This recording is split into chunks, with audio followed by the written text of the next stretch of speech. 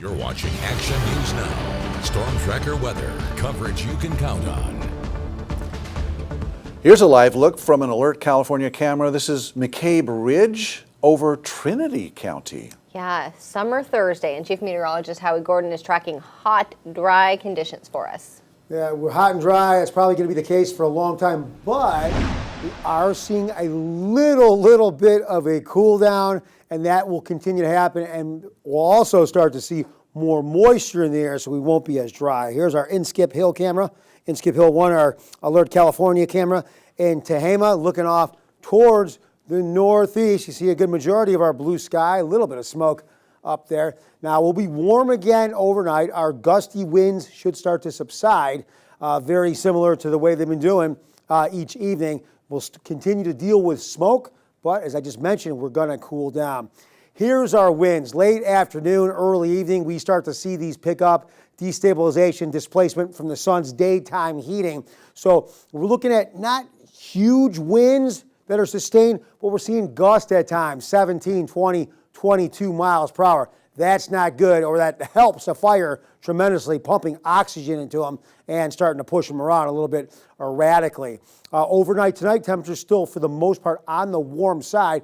And I know I'm saying we're cooling, but we are just a couple degrees at a time, because this is a little better than 108 and 107. We'll be in the 103 to 104 degree range. And the reason for this happening is high pressure that's been dominating our atmosphere for a long time. Just a few brief takeoff days for the most part. But now high pressure that's moved back in, slowly going to start inching away from us. That'll allow us to start cooling. And then as it releases its grip, we'll see a more pronounced delta breeze that'll push cooler air our way, moist cooler air, to help with the moisture levels as well as cool us down. And that should continue right through the weekend. I think we'll notice most of the changes by Sunday in terms of the coolest air, more moist air, and then the high will continue to move off. Now, there's a chance we cool right through next week, but it's a ways away as we iron out the details.